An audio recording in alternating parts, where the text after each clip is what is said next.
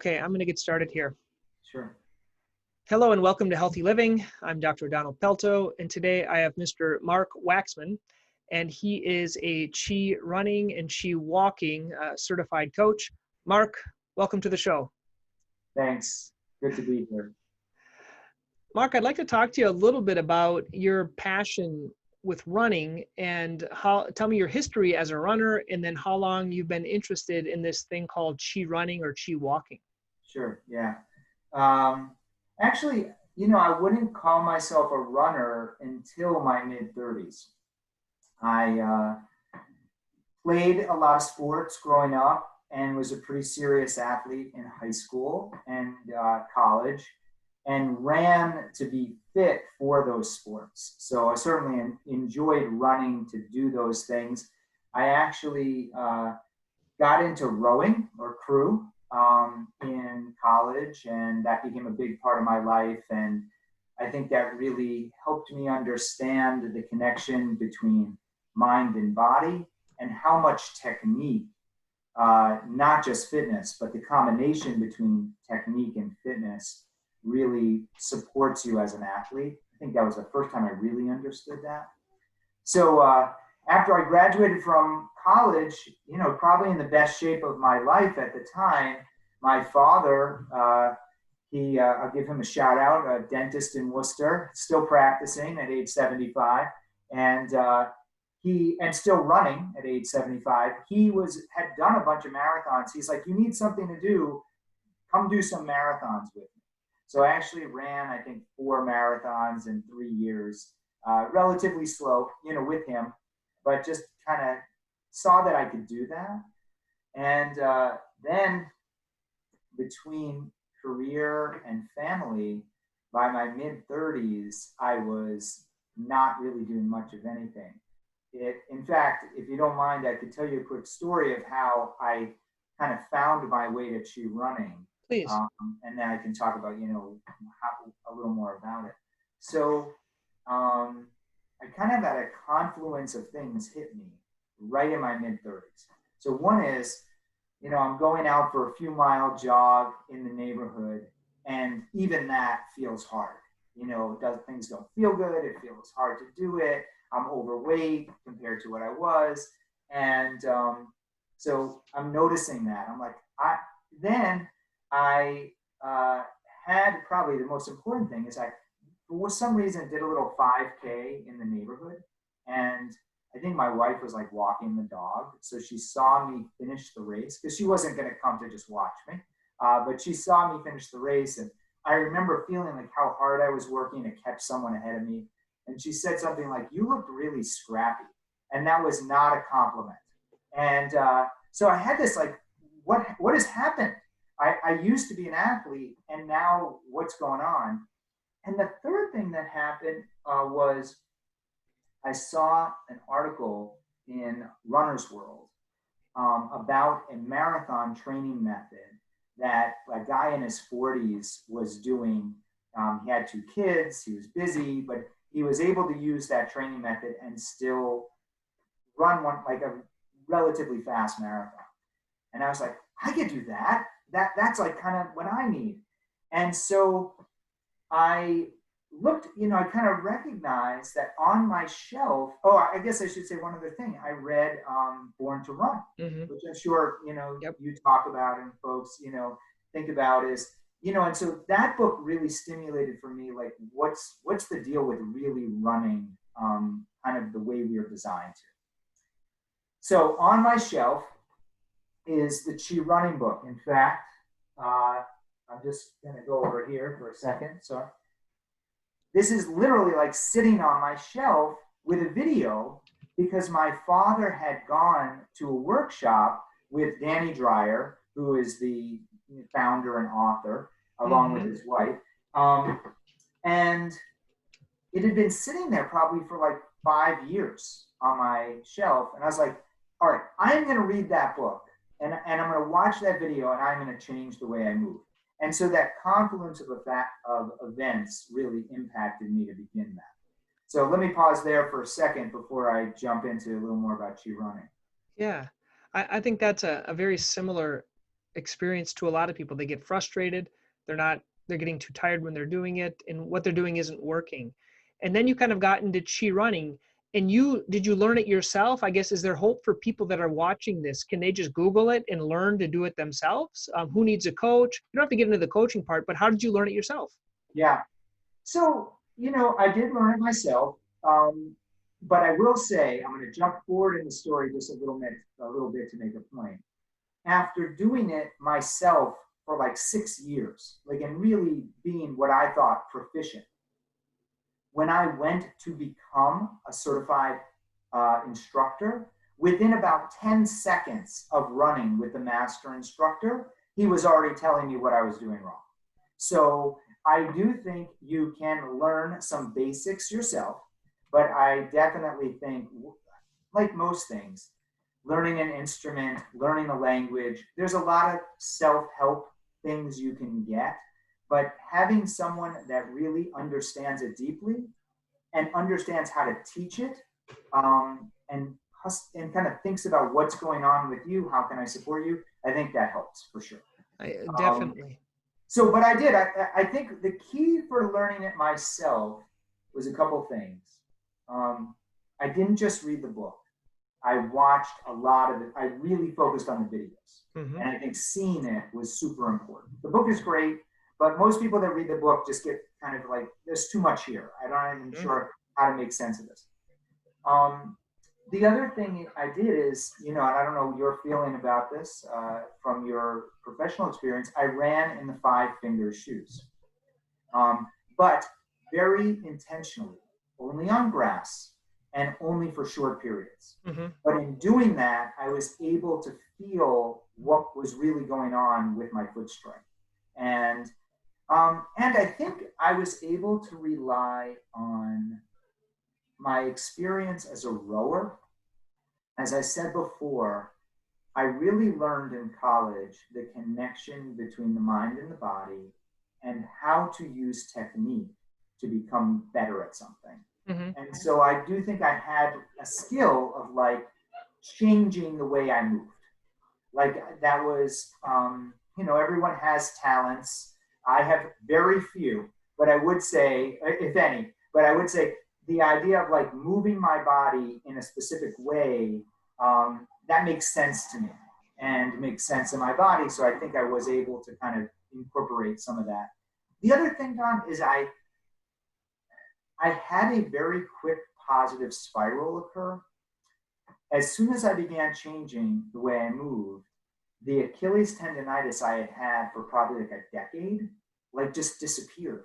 Wow. It was very strange. It was it's gone. And I also, because I felt better moving, I did a lot more of it.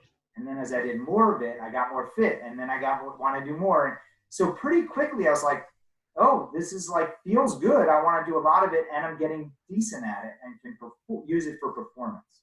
Yeah, and it builds your confidence up. Yeah. Let's try to simplify for those that have never heard about ChiRunning or ChiWalking. How do the typical, there's the 80-20 rule. How do the 80% of people typically run? What are the main bad habits they have? And what are maybe a couple of 80% of the things that they can improve on? Some tips you can give people. Yeah. So the 80% of what people do, and in fact, in my experience, it's more like 99%. When I start working with people, they run what we'll call conventional. So I don't say it's bad or good, it's conventional, meaning most people do it.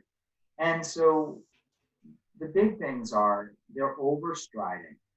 That means their shin and foot are going significantly farther ahead of their knee as the stride goes out in front. And they dorsiflex, pulling up on the toe, and then heel strike. And as they are doing that, they're typically holding their center, the center of their body, the center of mass, almost perpendicular to the ground. And they're maintaining balance that way, but because they are holding their body perpendicular to the ground and gravity's kind of pulling straight down, they have to push and reach. And so running for them is pretty much a series of controlled jumps. Mm-hmm. I'm going to push off using a lot of the lower leg muscle, which we know is the weakest of the of the lower body, and then swing my leg forward, overstriding, and then heel strike. So that's really working against two forces of nature. You're working against gravity because you're basically having to push up and forward every time. And you're working against what we call the force of the road. In a very real way, as soon as you start moving forward, the force of the road is coming at you. Almost like a treadmill. Like think of the earth as a big treadmill belt. If you put your foot into a treadmill belt, you'd feel it. And that's kind of what's happening as people heel strike as their momentum is carrying them forward. The other kind of big idea or big thing that conventional runners do is their upper bodies and lower bodies are not working together. They're really running with their legs, and maybe their arms aren't getting in the way, and then sometimes they really are getting in the way, but they're probably not helping. So if we take that as kind of the conventional form of running, does that make sense so far? Yep, it does. Then we kind of move to, well, what does a chi runner do? And a chi runner would say, I'm going to work with those forces of nature. I'm going to work with gravity. I'm going to work with the force of the road. And I'm going to use my upper body to drive my lower body. So we say that, we make all these snarky jokes, or maybe it's just me, but I've kind of picked them up. Like, run without your legs. I wouldn't run without my legs. Well, let's use the legs as minimally as possible. And let's distinguish. You talking the knee below as the leg and knee above. I think we have to distinguish that, right? I will distinguish here. When I say run without your legs, and to some extent I mean everything below the hips. Okay, good. But I also will say the other joke we often make is like, run like a pirate with two peg legs. So like below the knee could be almost a peg leg. Okay. And I, make the joke like I have this superpower. The superpower is I can really relax my lower leg, meaning my shin and my calf. And I'm sure there's more going on there, but that's the way I think about it. The front and back of the leg can really relax so that the ankle really drops. And so if you're not running without your legs, let's put it in the positive, it's really about moving from the middle. So here's the big idea. If I can hold my body in what we'll call postural alignment with a certain amount of engagement and relaxation at the same time, and I take what we consider our center of mass, the part of our body that, like any object has a center of mass. Mm-hmm. That makes sense that our body's center of mass would be kind of down in here. If I take that center of mass and put it ahead of my feet, not over my feet, but literally ahead of my feet, this is a quick physics lesson. I always, I was a teacher. I never taught physics, but I understand this generally. It's high school physics, which is as a falling object falls, there's a vector force of gravity on that object. It's not just falling down, it's getting pushed forward too. So as you begin to fall, the vector force of gravity starts to play on your body and literally propels you forward. So that's one thing. Instead of being upright and having to jump, I'm now falling and gravity is literally pushing me forward. You can almost imagine those Segway scooters. I've never been on one, but I've seen them on TV. You push it forward, it starts rolling. That's kind of what we're doing. We fall forward, the legs are relaxed and almost work like wheels. The other thing is about the force of the road. So the metaphor we like to use is think of a kid on a scooter, like one of those razor scooters that they kind of push and propel. So you can imagine if a kid is on that scooter going down a hill, they're not going to put their foot out way in front. They're almost going to catch the road as it's coming by.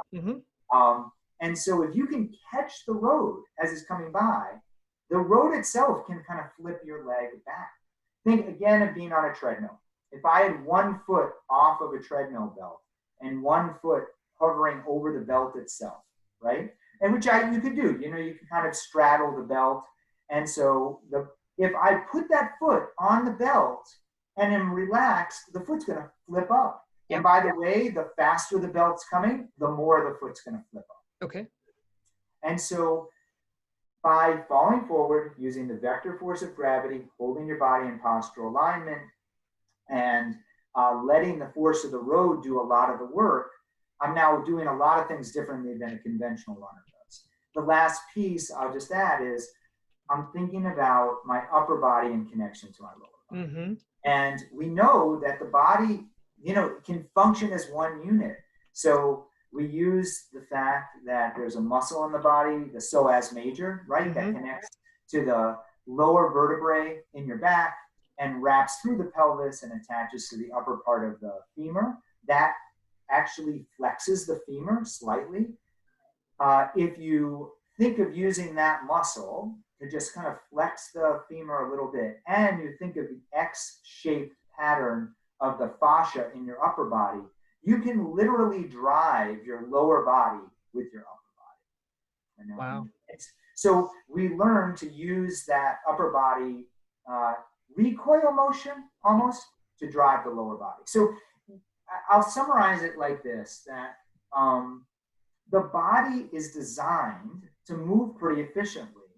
And conventional runners have, I think, unlearned that. I think mostly we see younger children, especially smaller children, run like this anyway. But as they start to fall more, or they get their first pair of Nikes that have a big heel in them, or they're watching adults, they get more upright, they stop using their upper body, and they start to reach instead of fall. So let me stop there for a minute. Wow. I think you gave a lot of great resources, and we're going to put some links underneath this video, and I'll ask you for a few links and your website, of course, if they want to learn more. But I think that's a great introduction to ChiRunning, and people, if they're interested, they can go learn more. Don't you think? Yeah, I would. Let me just add one thing about ChiWalking, mm-hmm. which is the same principles I just shared can be and often are applied to walking. And while it's not exactly the same, ChiWalking is not just a slower version of ChiRunning. The same big ideas are definitely at play. And I would make, as someone who, I'll say this story. My wife, I lived in New York City for 10 years, and my wife used to love to walk around. And after a little bit, I'd always have a backache or something and want to sit down. And now you can't get me off my feet. I've learned to hold my body in a certain way, as well as walk in a way that feels good in the body and doesn't use too much muscle or use muscles in the wrong way. And that's what ChiWalking is all about. That's awesome. That's awesome. And so it sounds like the type of person that this can help are maybe the people that have pain or tiredness when they're walking, or they always get injured when they're running, or have these chronic issues that don't make them want to run anymore. So I've been an instructor now for a little over 4 years. I've worked with hundreds of people, and I would say kind of age 5 to 75 type of thing. I don't think I've come across someone this isn't appropriate for.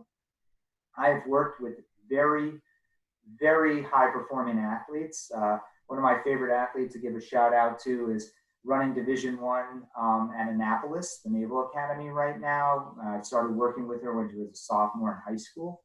So she's super fast. She was second in Massachusetts last year in cross country, And then I work with people that just did a virtual Boston Marathon in over 6.5 hours, running and walking.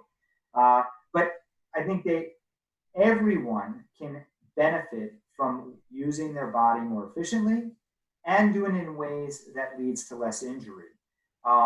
So often we get people that have come to us because they've been injured, because that's a catalyst for a lot of people. Yep.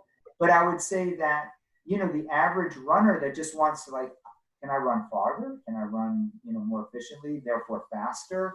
Can I do it till I'm 75, 80? Like those runners can benefit as well, and walkers. That's awesome. And I guess the question for a lot of people, they say, Marc, it hurts when I run. Is it possible? Can people run pain-free? Like, is it only a form issue, or do some people just always have pain? That's a good question. In my experience, technique, I won't pretend to know more than I know. I will say in my personal experience and in people I've worked with, the pain is almost always connected to the way they're moving. And that's not to say, obviously, that there are times people need something, that there's something that needs to be addressed medically. Yeah. But often that is connected to something they were doing beforehand, too. Yeah. So I do think it's possible to move pain-free. And yeah, I would say it's actually not that hard once you kind of like, oh, you mean I should do that instead of that? Oh, that makes it easier. Even within, this is a practice that takes practice. So I'm not going to pretend like you can learn this in an hour and like, oh yeah, I got it. But within an hour, I have seen people say things and do things like, oh, that feels a lot easier.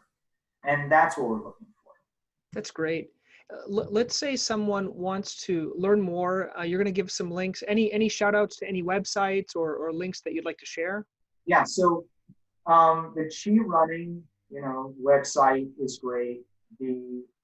I would recommend two potential ways of learning as best ways. One, there is a set of videos that you can purchase through the ChiRunning website if you want to do this at home, called Chi School. It's about 100 10-minute videos. Wow. With an accompanying 10-minute audio that you take on your run. They're all done by Danny and really well produced and very clear. And you can kind of take yourself through those and learn over time. That's, if you can't, then the best way, I'm not trying to toot my own horn, but obviously I believe the best way is to learn from a certified instructor. A coach, yeah. Unfortunately, there's not a ton of us. In the world, there's only a couple hundred. Wow. And it's kind of hard to become an instructor, and we're scattered around, but I do think the instructors can help diagnose what's going on and really customize to support you too. Yeah, and let's kind of role play. Let's talk a typical person that if I came to you, okay, and I say, Marc, I used to run cross country in high school. I've been doing more high intensity workouts. Approximately how many sessions would I need with you? Is it, do an eval and say, whoa, he needs 20 sessions? Or, is it done individually? Is it done in group with people? How does that work? So we do a lot of group workshops, although now, obviously, in the time of COVID, we're doing less of that and smaller. And group workshops that are typically 3 to 4 hours in length are a good way to get introduced, and they're cost effective. They are not necessarily the best way to learn. The best way to learn is one-on-one. Quickest, yeah. Like anything. Yeah, like anything. And so way I like to do it is it's 3 hours, usually 2 1.5-hour sessions. And we start with the filming. And I don't know how much you guys have used, but it is amazing. Hardfish, right?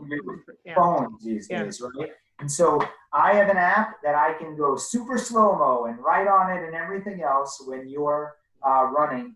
And we look at that together. And again, 99% of the time, I know what I'm going to see before I even look at it, but the people don't, and the clients don't. And then we look and say, okay, this is what's happening.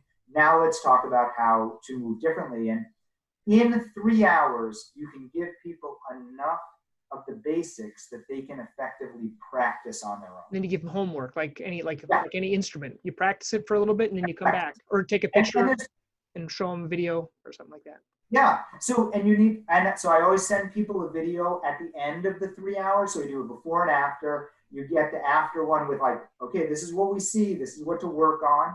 And then I work with a lot of clients on an ongoing basis. I have some that I meet with every week to 2 weeks. I have others like once a year. And we're just like doing some video, doing some drills, or maybe just running together and doing real-time coaching as we're running. That's awesome. Well, great. I think we covered a lot, Marc, in this interview. And if you want to tell people kind of where they can learn more about you and just learn more about your coaching and get to know you. Yeah. So I am, thank you. I am located in Rentham, Massachusetts. Most people know this only for the Outlet Mall that is here off 495. But I work with people all over Massachusetts and New England.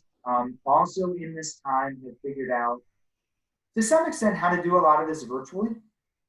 So I recently with someone in Germany virtually. Neat. So that was interesting. And I will share my website, and it's 113enterprises.com, but you don't need to remember that. We'll put that all in there and my email address. And I'll leave you with this thought that I think I mentioned before we began recording that most of my career I've been a teacher and in education. And I found ChiRunning to be a gift that I received. It changed my life, and becoming an instructor has been a way to kind of really have this opportunity to share this gift with others and do what I love to do, which is teach. If there's anyone out there I can help, please reach out. Great. Thank you very much. I'd like to thank Marc Waxman, ChiRunning instructor, for being on Healthy Living today. Thanks, Marc. Thank you. Hey guys, thank you for watching Healthy Living.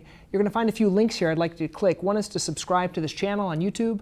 Also, you can learn more. There are some videos here you can see.